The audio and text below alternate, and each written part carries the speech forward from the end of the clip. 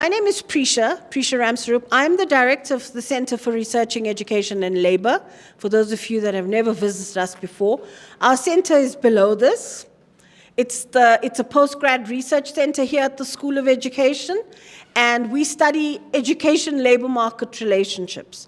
So we are involved in a wide range of research programs. We have many PhD students that are studying different aspects related to the complexity around this education-labor market relationship. Some are interested in transitions, some are interested in working for the common good, some are interested in notions of skill. So there's a wide range of work that's actually happening at the center.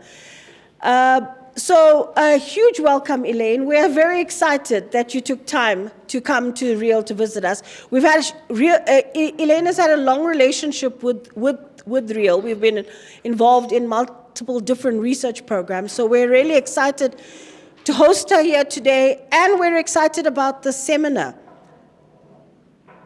So without much ado, I would just like to also say, before I forget, and my very competent tech team at Real will probably chastise me for not mentioning that the seminar is being recorded and will be on our YouTube channel. If you do not subscribe to our YouTube channel, please go and subscribe to our YouTube channel. All our seminars, you can smile, you can see I've learned how to do this. All our seminars that from our education and work, we had I know that many of you have joined us previously for some of our seminars, but we had a seminar series that we started last year, an education and work seminar series, and all the seminars, there's about 12 of them, are on the YouTube channel. So you can pick them up. There's a wide range of seminars that are on the YouTube channel, and in the Elaine seminar, Umto will also load onto the YouTube channel. So you'll find all the seminars there. So I'm going to hand over to Umto. My apologies. Dr. Ndaba, very newly minted doctor, in his first month, his first month of title. So I'm going to hand over to Dr. Ndaba, who actually will be introducing Elaine to us. Umto? Elaine, welcome. Thank you very much. Good morning, everyone. I have the honor to introduce Professor Elaine Unterhalter, who was also my supervisor, co-supervising me with Professor Stephanie Alais. So Professor Elaine Unterhalter is a professor of education and international development at UCL, Institute of Education in London. She works on themes that are concerned with gender, race, class inequalities, and how they are bearing on issues of education. She has a special interest in capabilities approach, human development, and education in a number of countries in Africa, with a special interest in South Africa. So we feel very special. Her current concerns are with education, poverty, and addressing intersectional inequalities and global social justice. She has been working on questions concerning indicators and the analysis of data to support international and national and local initiatives for change. So she's got a wide spectrum of knowledge in different issues in South Africa, particularly on issues of education policy and provision, HIV, gender, higher education. And when it comes to Kenya, she's been working a lot on education policy and provision in Tanzania. She's worked on education policy and provision as well as in Nigeria as well. So, Prof, welcome to Real, and thank you for gracing us with your presence here.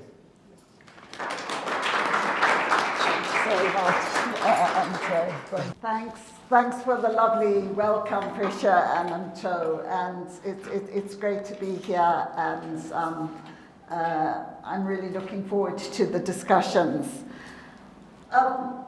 What this paper is about is presenting some preliminary thinking, building on work I've done about the intellectual and social histories of a number of exiled and diasporic thinkers and political activists who gathered in London at particular moments.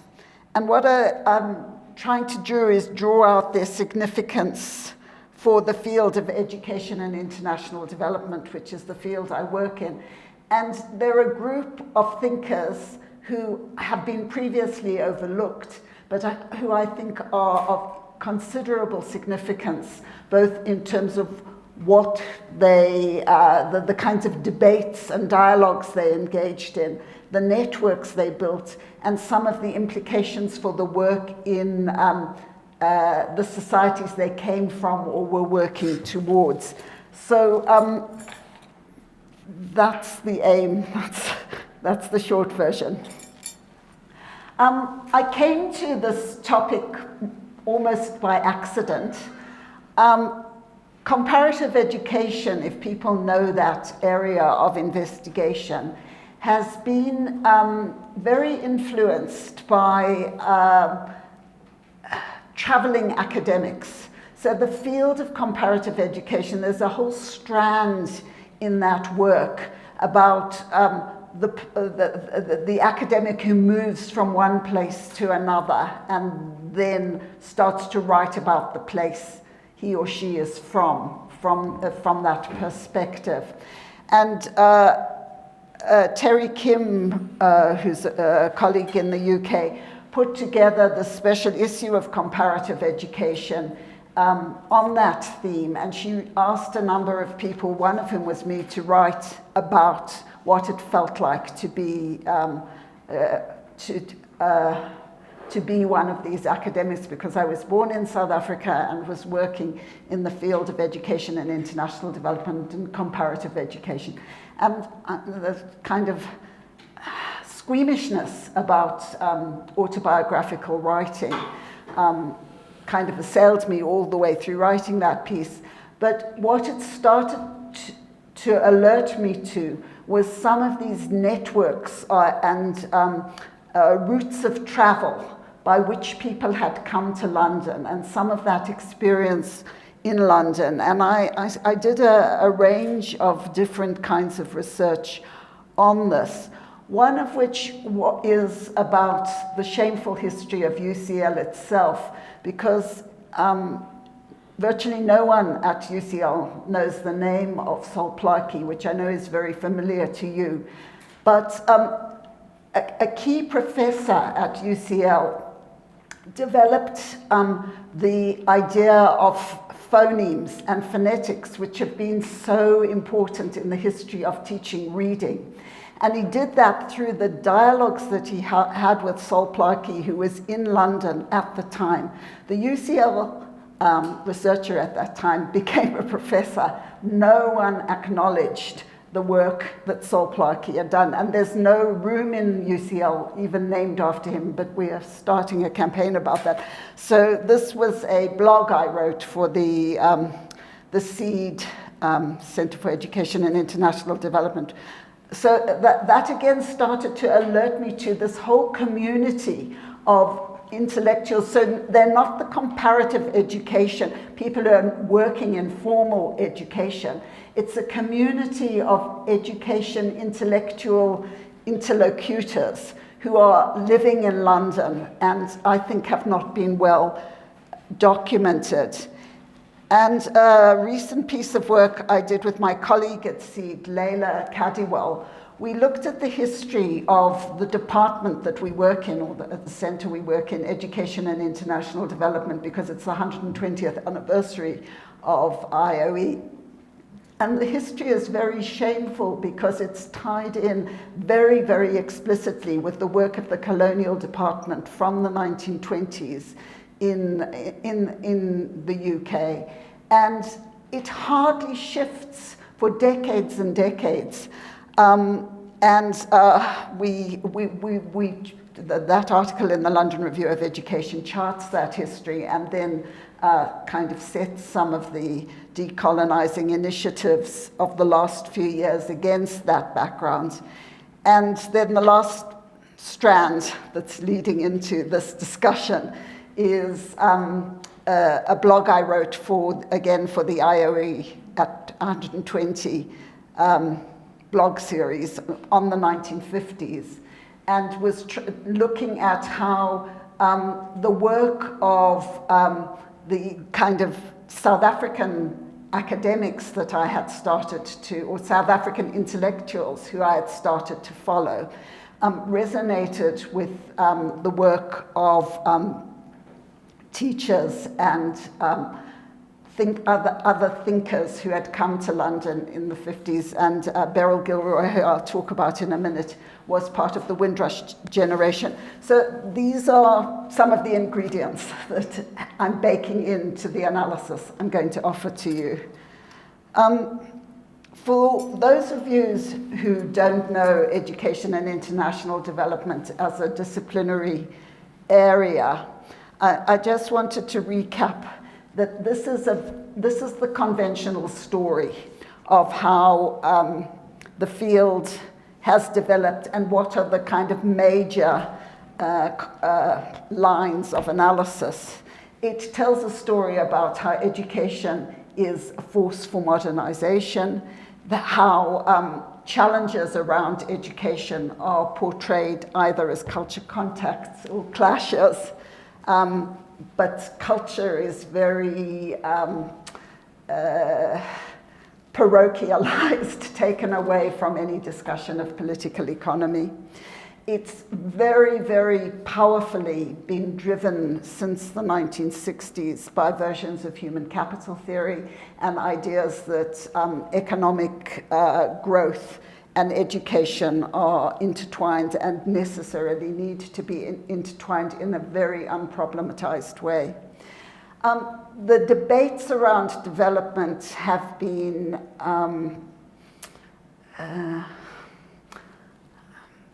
sort of almost semi-detached, so that the way in which education and debating development might be implicated with each other have not really been critically engaged with enough. The kind of major critique in the field is world systems theory, which looks at a kind of connection between global north and global south, and how education makes underdevelopment is the key idea. And then the whole field was swept away in the 1990s by a kind of love affair with globalization and an idea about the knowledge society, which is kind of transmuted into beliefs that education systems will solve what's projected as the learning crisis, which is the fact that many children are in school and not learning reading or writing. And so this is the kind of M1 or N1 of where the discipline has gone. And it's not to say that there haven't been, off-ramps and chunk road, smaller roads, but they're very marginal to this kind of story. And what I've structured the paper around is the work of these 5 writers, 2 of whom are South African, and who are deeply involved with the work of the academy there. Many of them are deeply involved with ideas about education and international development. Their influence is very largely unacknowledged in the field, although some of them did have some quite important academic and policy positions. And what the kind of substance of the paper is to take you through some of their key ideas. They're associated with diasporas and dislocations, and the dislocations particularly of exile and marginalized political ideas. And the argument I'm making is that they offer different perspectives on education and international development, which are of considerable creative value in thinking about decolonization and reformulating the discipline. So some of their faces might be familiar to you, some of them not so. Mzala was a very important figure in the ANC in exile. And I know there's been a lot of work on his political thinking, and there's a book coming out based on various aspects of his thinking. And I worked with Mzala in London in the 1990s, and I've written a chapter in that book about Mzala and the politics of exile, and some of the conversations that we had, and some of the the argument in the chapter is about how the perspective of exile and issues around race and exile politics formed some of the perspective he worked with. The next picture is of Pat McFadden, who I also knew in London in the 1980s, she lives in Eswatini now, and she's a very trenchant commentator on gender, and very important thinker. And so she was part of it. Somebody asked me, what are you describing? What are these networks that you're describing? Is it, because it's not an organization, people belong to different organizations. It's not a network in the way that we think about networks now. Somebody said, is it a scene? And maybe it's a scene, but it's something about people going to meetings together, very much using the printed word. And I think one of the important things about it, this is the 1980s in London, although I'll talk about some of the other figures who are engaged in exile and diasporic politics in London in the 60s and 70s. It's probably hard for you to imagine that time when there were not many jobs in universities in the UK, but research was a very important feature of the work of the left. And working in research organizations, of which there were many, and producing a printed piece of paper was quite an important scene of political, or site of political engagement. And I think all of these figures whom I'm introducing to you engaged in this form of writing, as well as the kind of space of discussion. So it's not the formalized university seminar, and university expansion only happens in the UK post-91, and it's very uneven. So these sites of intellectual exchange are different, and I think that contours some of the social relations differently. So that's Pat McFadden, who worked a lot in around gender politics in London at that time. Harold Warpy is again probably well known to you, and there's been a book, I guess the last time I was speaking here was about the chapter in the book that Robbie van Niekerk and Ben Fine and John Reynolds, edited on Harold Warpy's work, and I know Eddie was also involved in that project. So Harold Warpy did have a formal academic position in the UK, and did have a more accepted conventional kind of academic career, but he was involved with some of the Marxist journals that were flourishing in the UK in the 80s and the 70s, I guess. And he was a very engaged member of the ANC and very active in ANC politics in London. Jagdish Gundara, who, the picture below, Harold also was born in Kenya. He came from an Indian family in Kenya, and he was educated to secondary level in Kenya, and then he got scholarships. So he's going on a kind of empire route, empire educational route, because he gets scholarships to Canada, and then he comes to the UK, and then he becomes a really important policy advisor to the Inner London Education Authority, which was in the 80s under Labour control and had some very interesting kind of civic policies.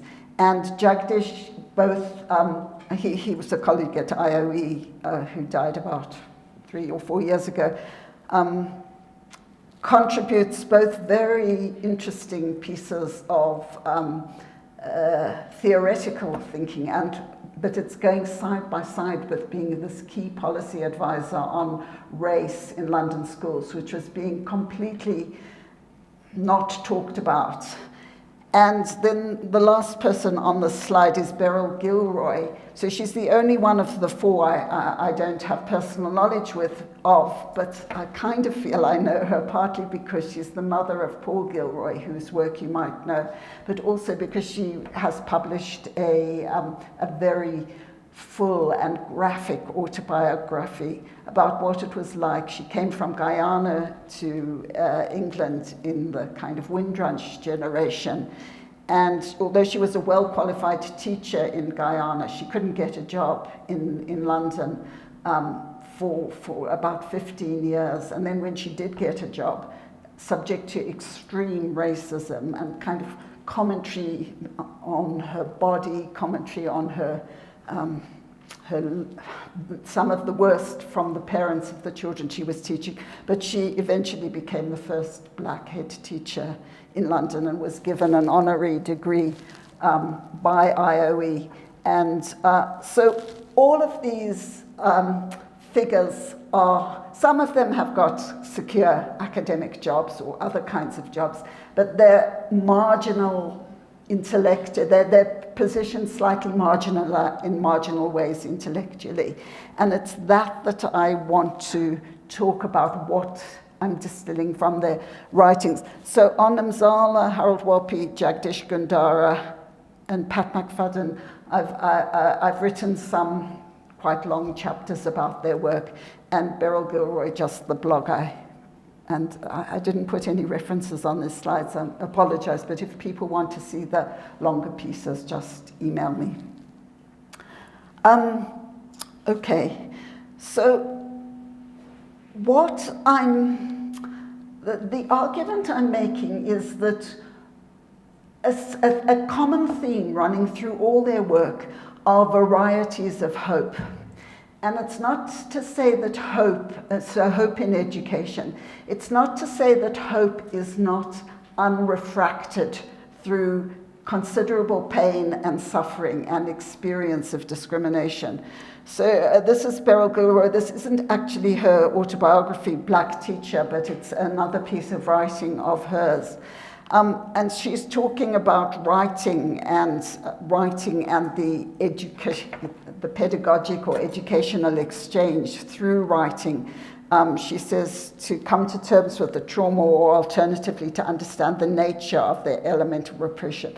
I wrote to redefine myself and put the record straight. So this idea that education, writing, intellectual exchanges allow one to make something new. So the idea that education and international development can be a site of making something new through describing and reflecting on experience, I see as one facet of these definitions of hope, or redefinitions of the field around varieties of hope in hers reflected through the experience of racism. This is Jagdish Gundara's this is a piece of autobiographical writing by him, but there's currently in a current edition of the London Review of Education, there's a very interesting piece of work on his educational work on multiculturalism. There's the piece I wrote on, which is trying to distill some of his theorizations. And I think another piece is being written by Fazil Rizvi on his work. And Jagdish is saying he was brought up in a racially segregated school and social system in Kenya. And then he's puzzled by how he could become a thinker about intercultural education and confronting racism in British schools and how to change them. And he talks about this learning process inside and outside an institutional framework, so formal and informal education, and operates not only at the personal level, but at the various levels of consciousness and political consciousness. And that resonates for me very much because this notion of learning and education happening in multiple sites, I think, is a key feature of the writers of these of this diasporic group of intellectuals. They both have some access to formal educational sites, but they're also engaged in learning, discussion, dialogue, writing pamphlets, exchanging argument in non-formal sites. This is from extracts from work of Harold Wolpe from his 3 theses on education. And this is a much more formally constructed set of arguments about education provision and the way, and it's a challenge to the mainstream idea that education will undo unequal relationships or will in some way engage in modernization. And he talks about how the expansion of education needs to articulate with an understanding of social structures and process, that it's an unstable site of contestation, and where strategies and tactics always have to be kept under review, and a kind of reflection on what a revolutionary intelligentsia is and how it might be produced. And then a discussion of people's education, which was a major force in the 1980s in South Africa, and that he was reflecting on, that it will kind of reconstitute forms of action, both in education and outside, in the direction of social transformation. So it's an argument not based on personal reflection if we compare it with the Beryl Gilroy, but it is based on a very hopeful aspiration that education has this socially transformatory dynamic. This is an extract from Mzala's book on Buthelezi, where the hope is kind of mediated by or in dialogue with the notion that politics can always be co-opted, organizations can always be co-opted, and there's a sense of creating a different politics of discussion.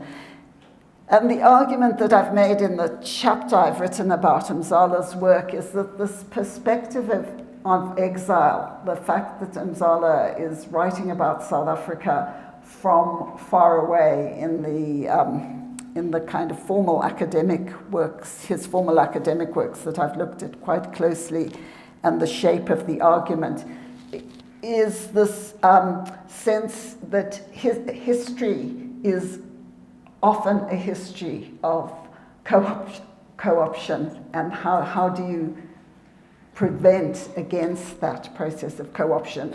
In one of the ways of preventing against it is the 2 major pieces of academic work I looked at. They always end with the vision of what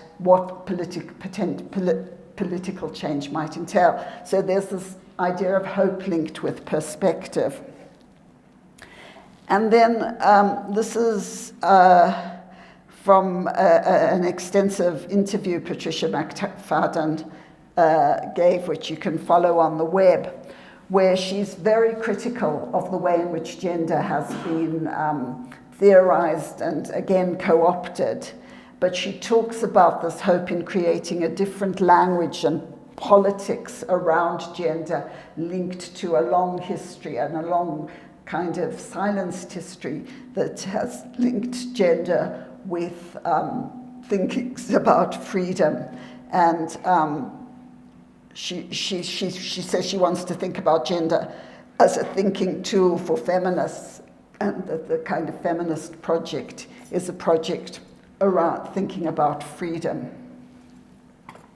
So those are just giving you snapshots and windows into quite extensive bodies of writing by all these 5 figures,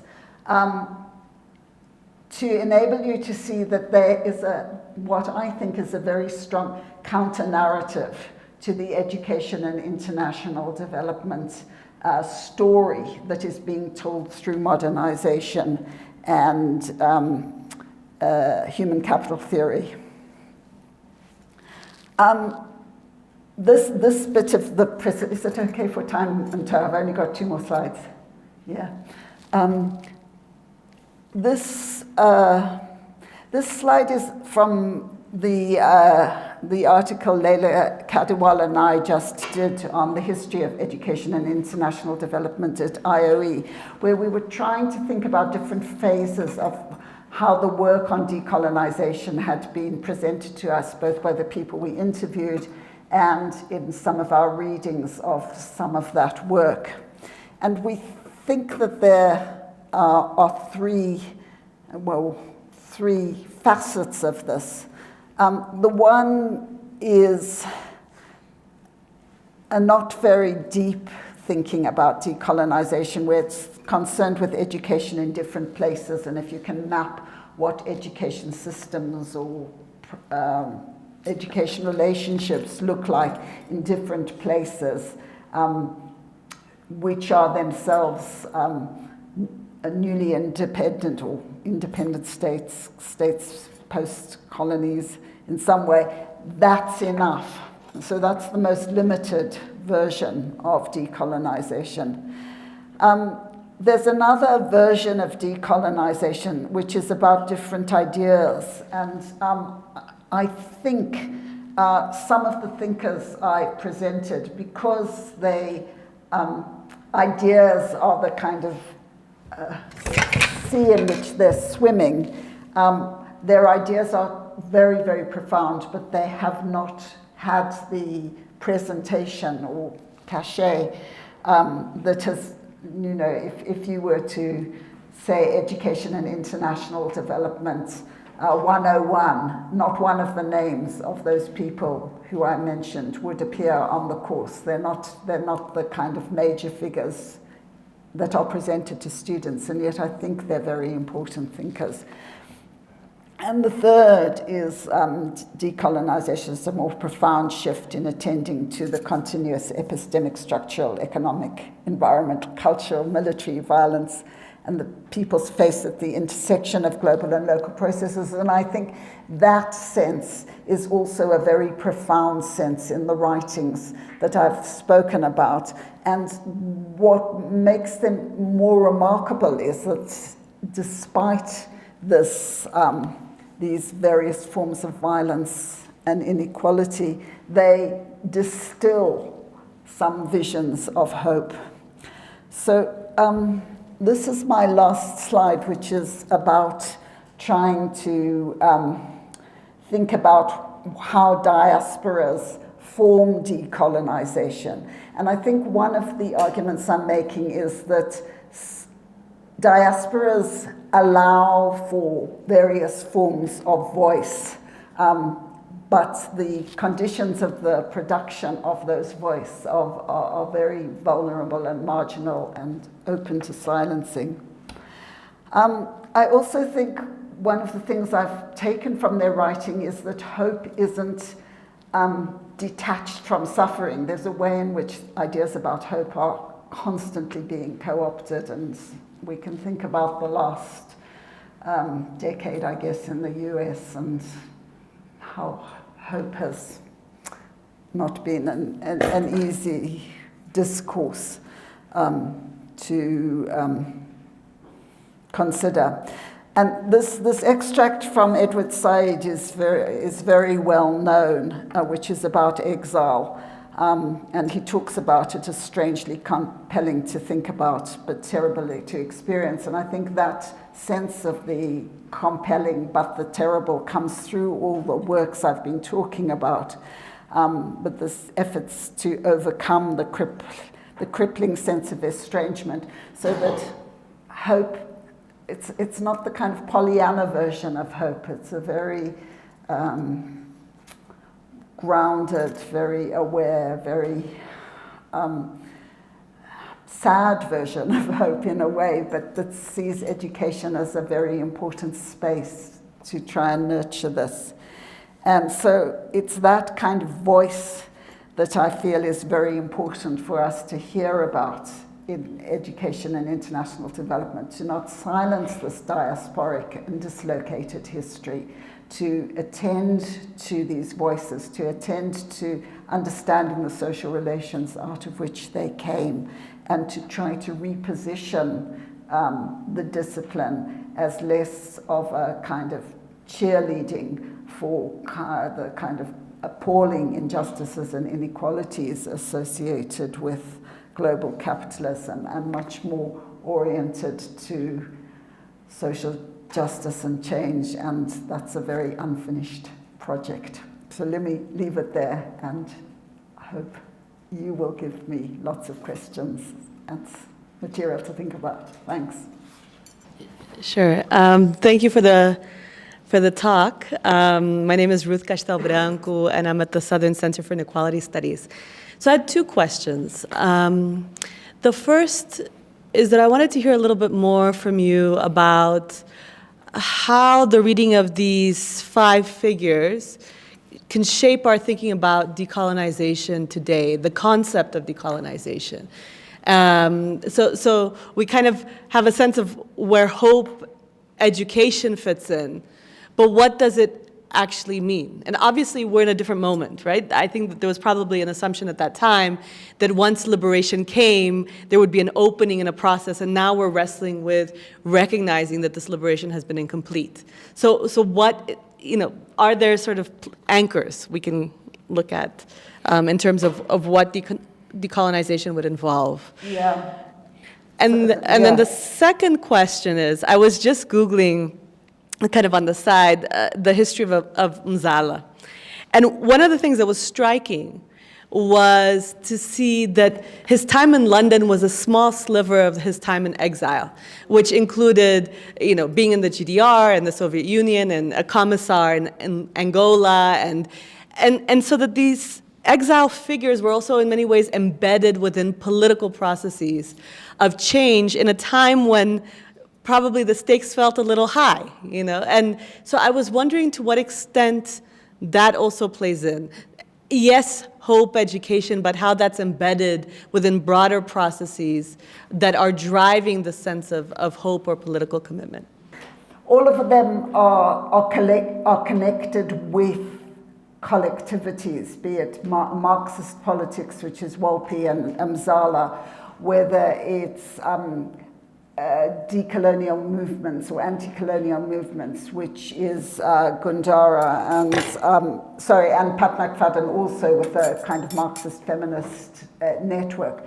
So the organization and the social relations of organization, and the idea that there is a potential to create new societies is very much part of the ethos of the 70s and 80s, and it is associated for people like Mzala in the South African Communist Party with the Soviet Union, GDR, as well as with so there's a story I tell in the chapter about Mzala telling me that he spent time in Libya and those kinds of... So there is a notion of newly independent countries in Africa, national liberation struggles, they're all sites of hope, and the more kind of battered version of those ideas that I think we're living with now, that is a very different,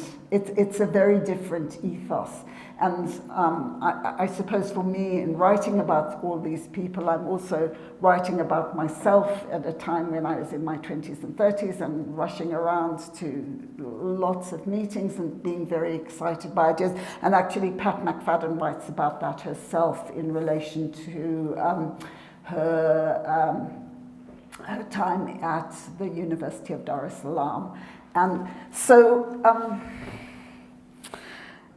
the political process, the political ideological processes, the ethos, the scene, as somebody asked me to define it, is very infused with hope, and it's that's part of the politics that you're creating. So you're right; it's not strange that that education and education in and out of formal settings is what people talk about. And what's interesting, and it's a feature of both Mzala's work and Harold Wolpe's work, is that it's very undetailed about the education space. The things that are so on our minds, curriculum, teacher training, assessment strategies, social and emotional support, none of that is ever written about. It's a rather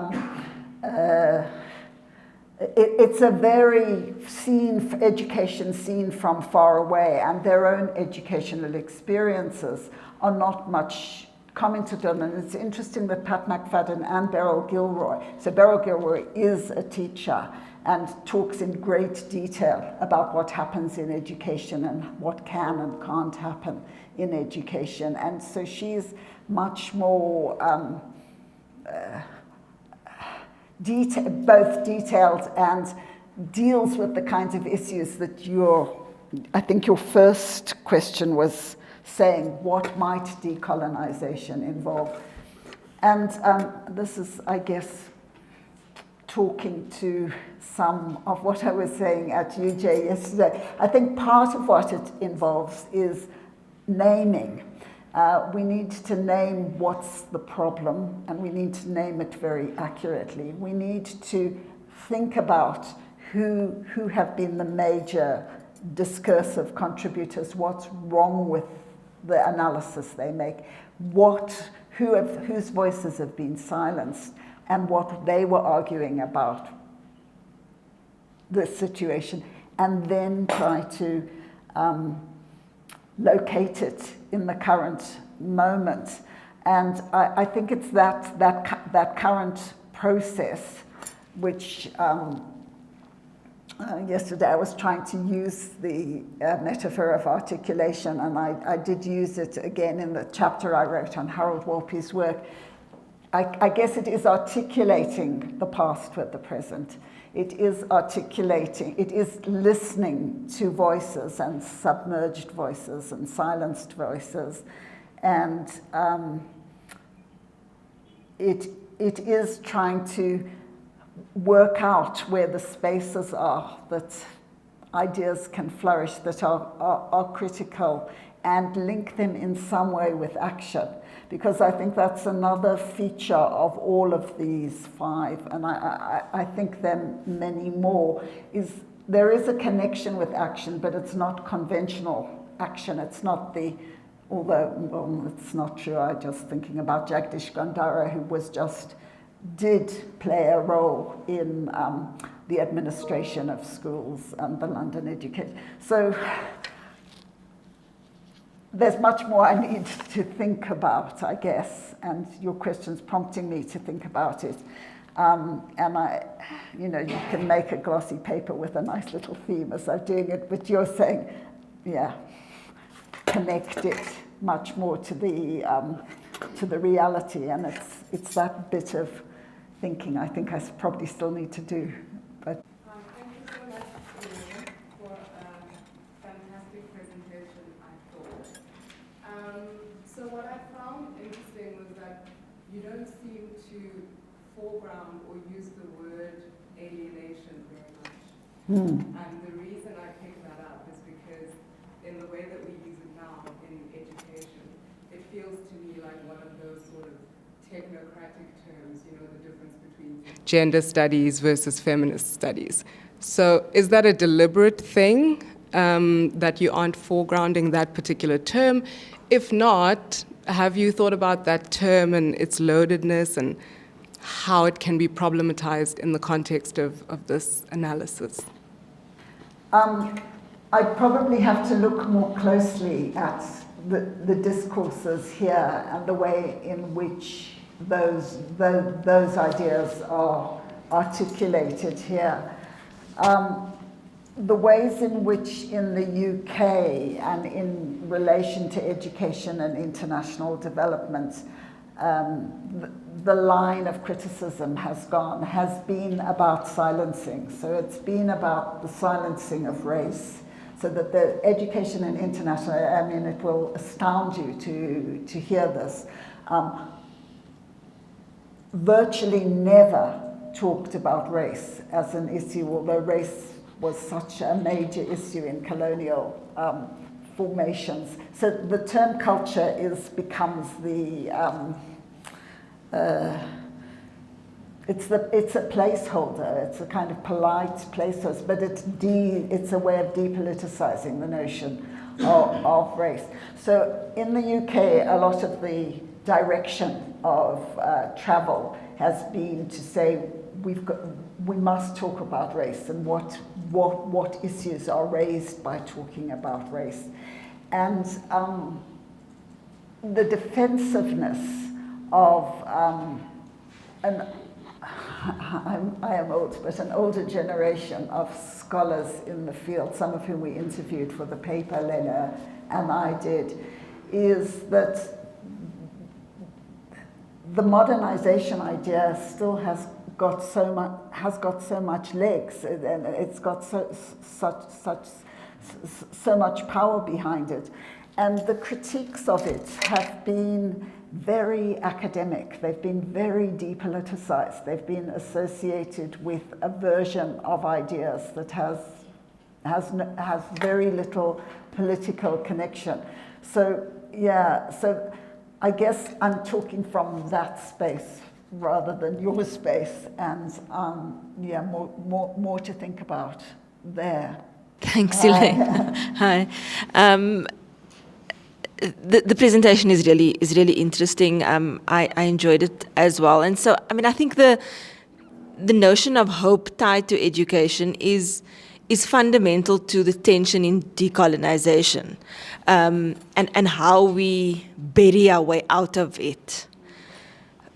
But I think part of the problem is really autobiographical, because as individuals that want to comment on education, whether one is in higher education or in any other space, it's generally people that have achieved personal success through education, and that success could be financial or self-efficacy or just the capacity, the hope that it gives you as an individual to move, to be more mobile, whether that is, internationally or nationally or just, locally.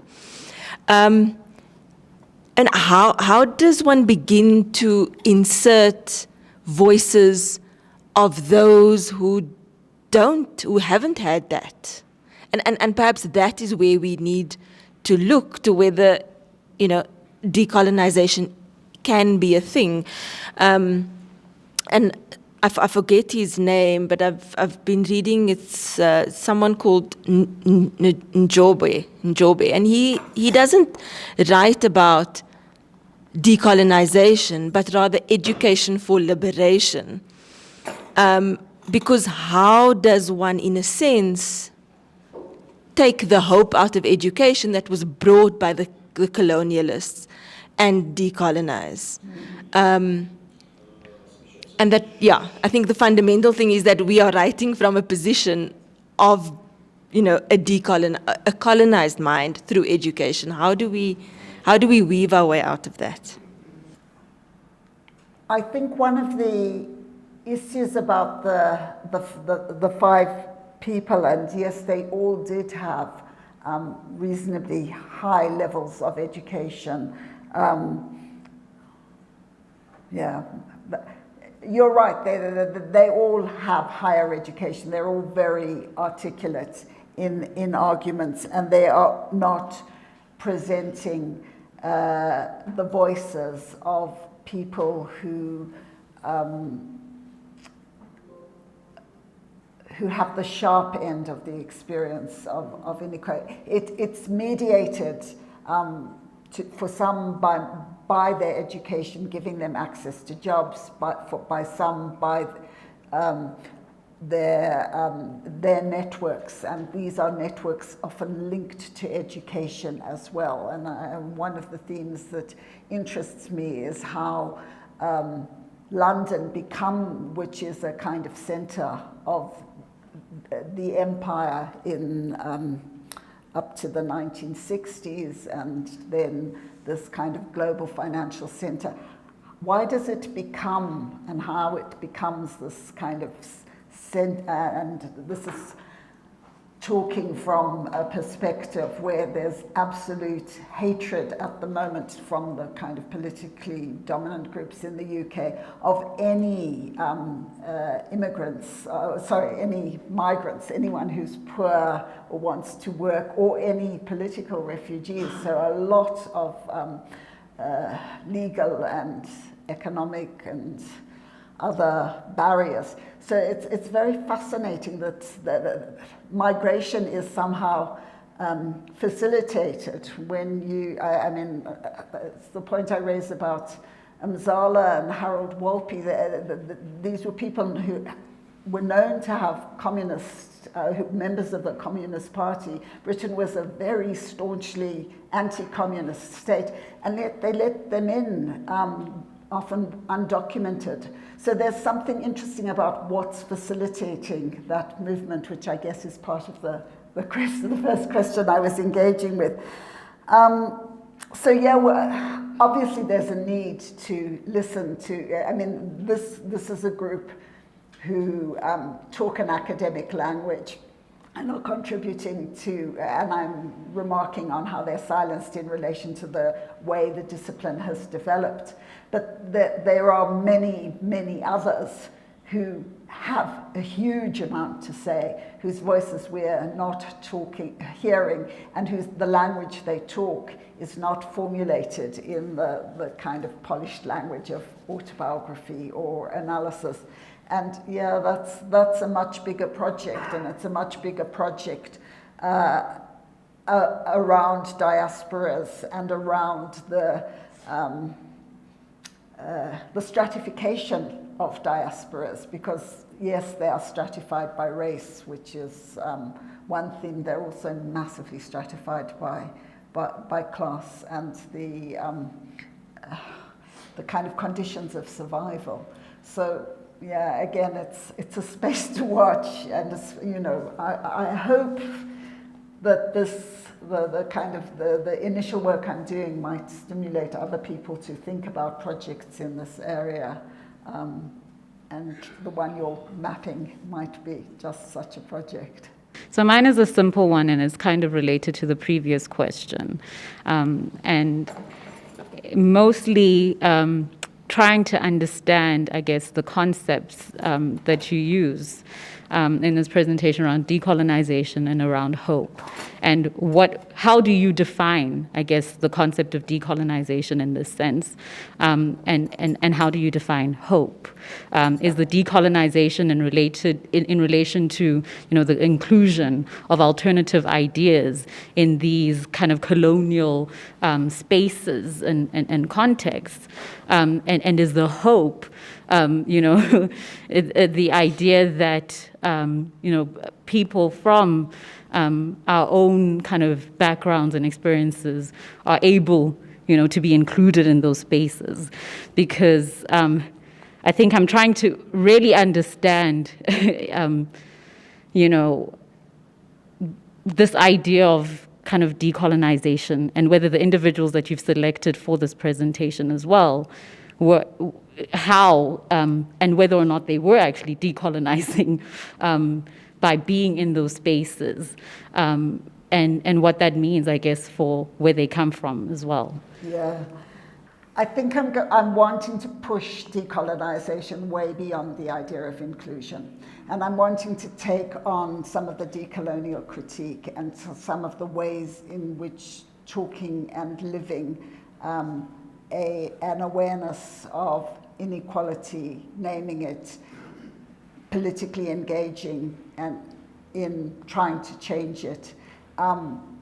That's part of what I'm drawing from these individuals and trying to say that from the kinds of actions that they did, and some of them were included in the academy and some of them weren't, but that they're pushing a politics, a kind of counter discourse, a kind of counter ways of being, and they were at enormous cost, personal cost. Some of them talk about that. So I'm not pushing an idea about inclusion, and I'm not saying that decolonization is just a simple matter of putting a few additional books on the reading list.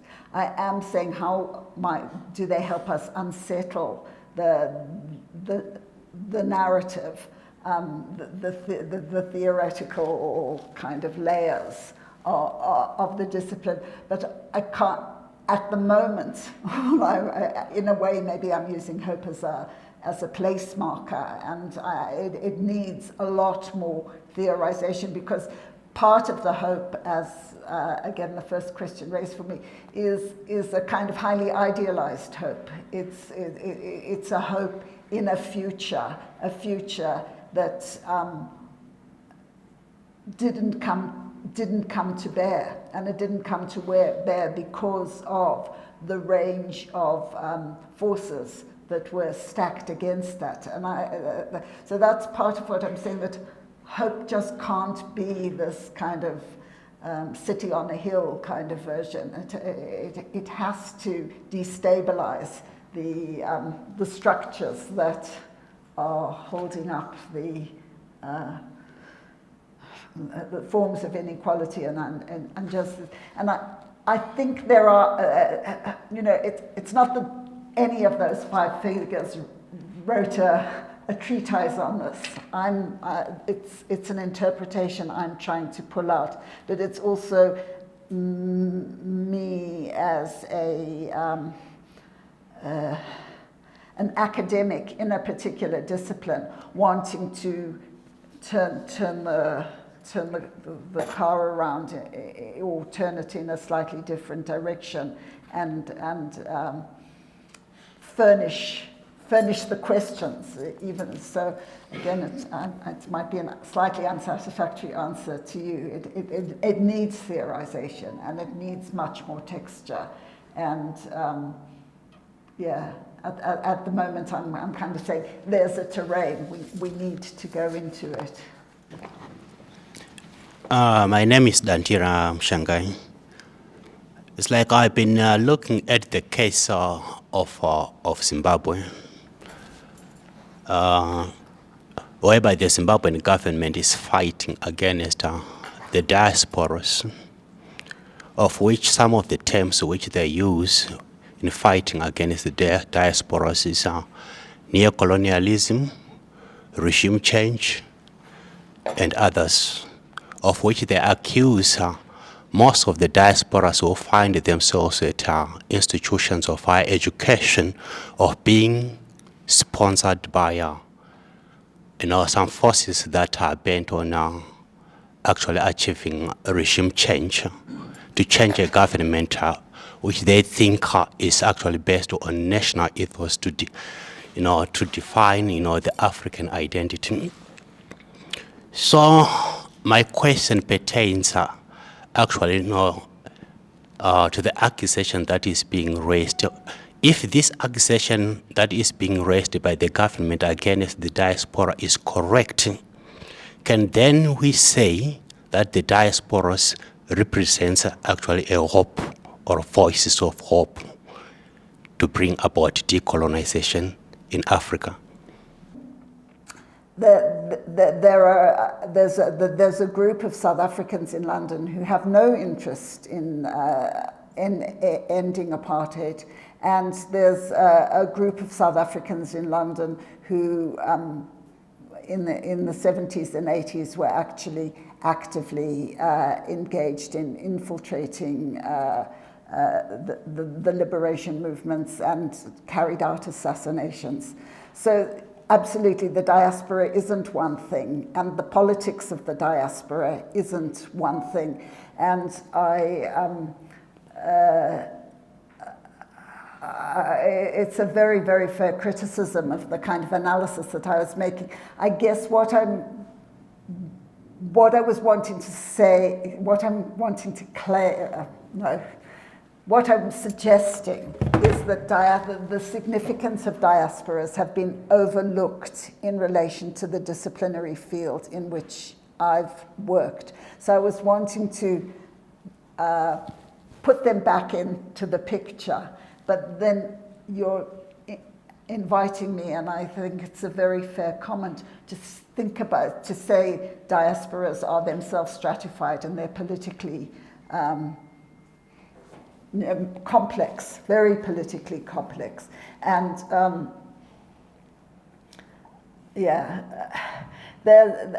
there's a set of issues. So yeah, we can talk about some of the, there's the positive pole of the diaspora that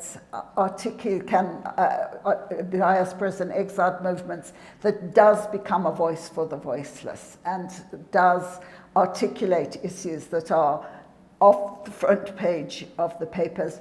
And there are formations of the diaspora that are very associated with maintaining unjust relationships, and it's a really important point, so thank you for it.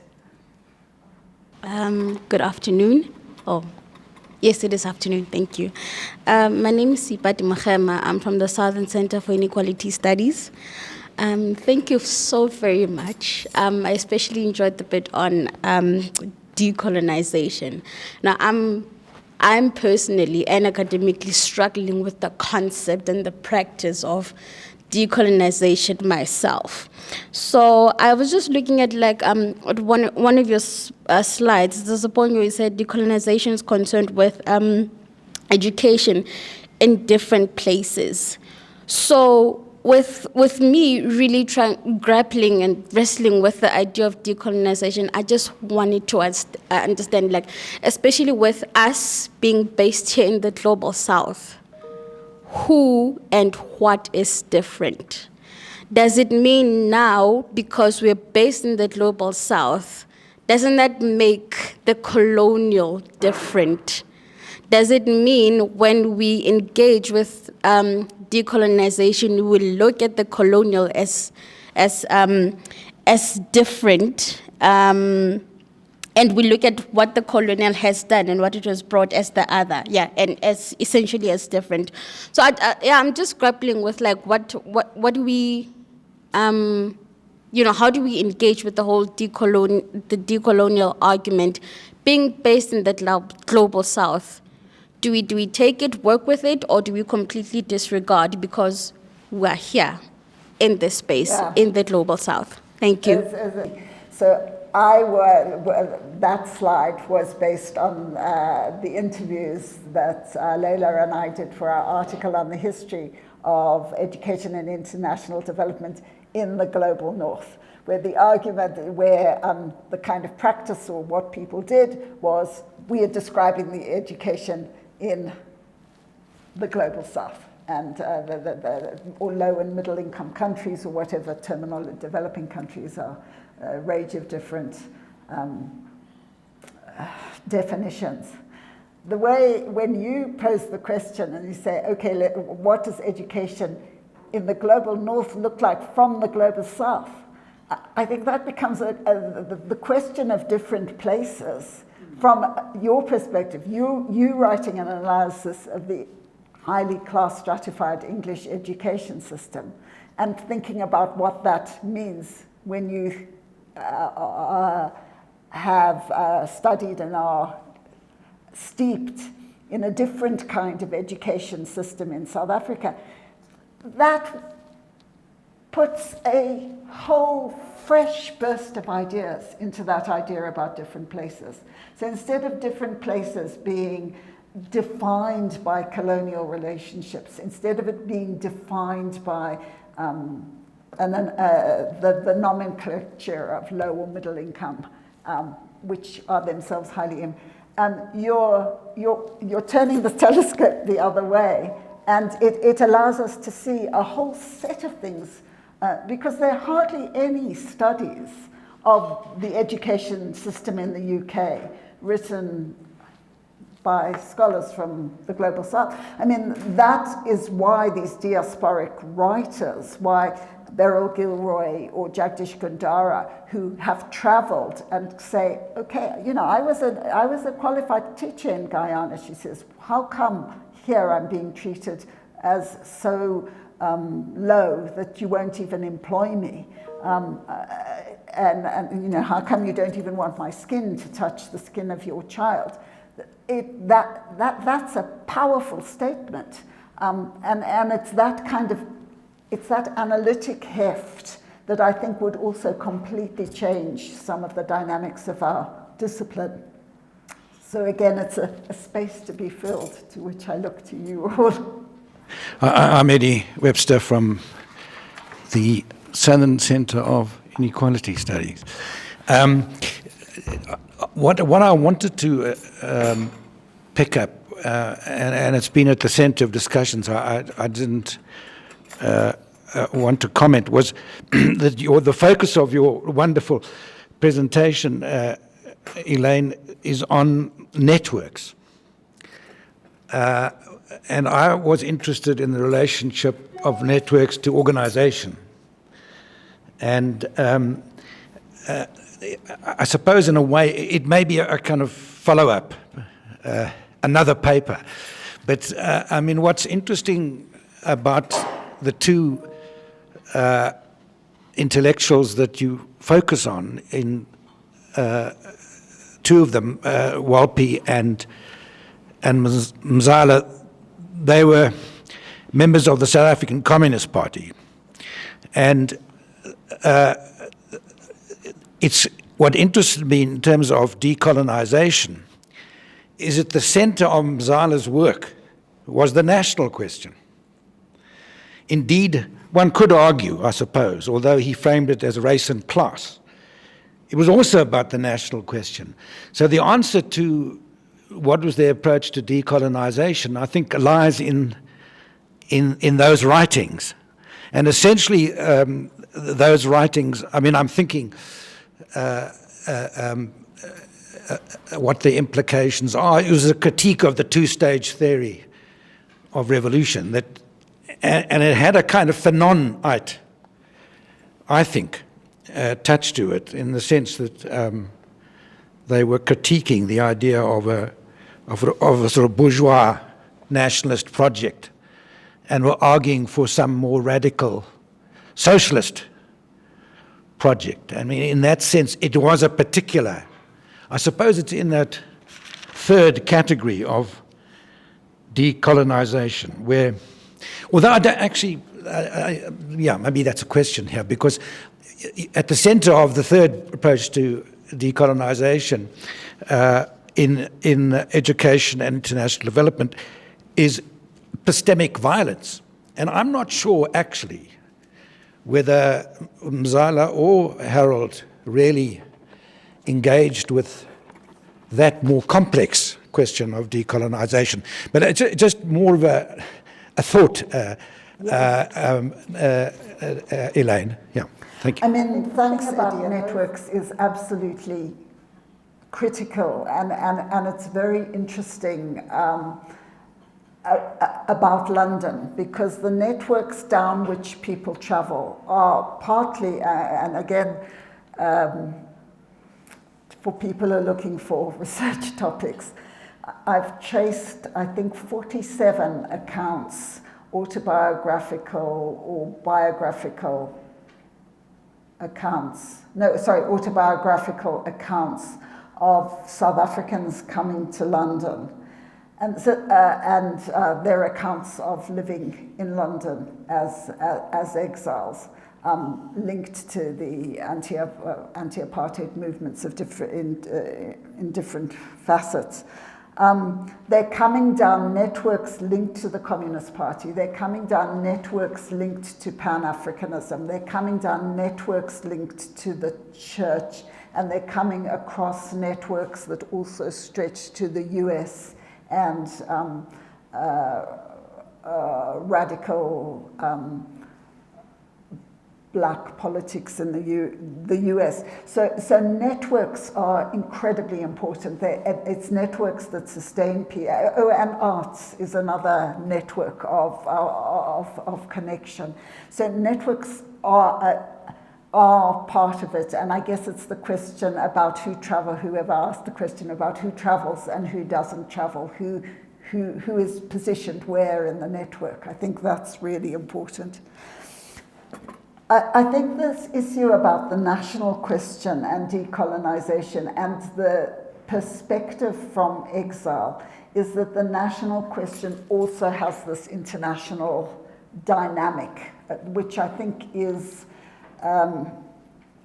that's very explicit in Mzala's work, or some of the stuff that I haven't read all of the writings, but the two academic pieces I've read. And I think it's a stream in Harold's thinking, but it's not the international almost becomes it's the crystallization of hope, the international, the cosmopolitan, the kind of the critique of the two-stage revolution. All of those elements are it's that kind of dynamism that I think you can. There are these plays on rooting and rooting, that the rooting out of the place that it came from allows them to see it differently, I think is one of the arguments I'm interested in exploring, or how much that is the case. And then there might be some very interesting comparative studies with people who didn't go into exile or didn't come to London or did other things. So yeah, there's a huge amount to still study and think about. On the epistemic violence point, I think it's muted.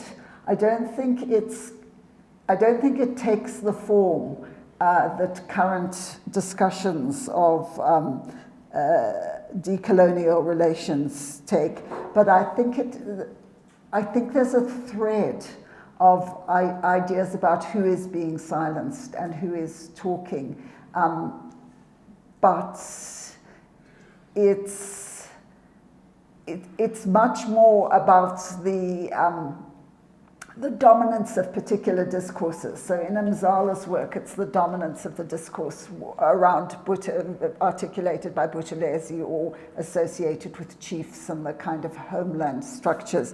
And in Wolpe, it's the dominance of the discourse that education will just somehow take us forward and change some economic relations, but we're not even going to attend to others. So I think that's the form in which they note epistemic violence, but it's not the kind of lived experience. And I think it's interesting that the two women in my of the five I selected, talk much more about the lived experience, although it's clearly colored.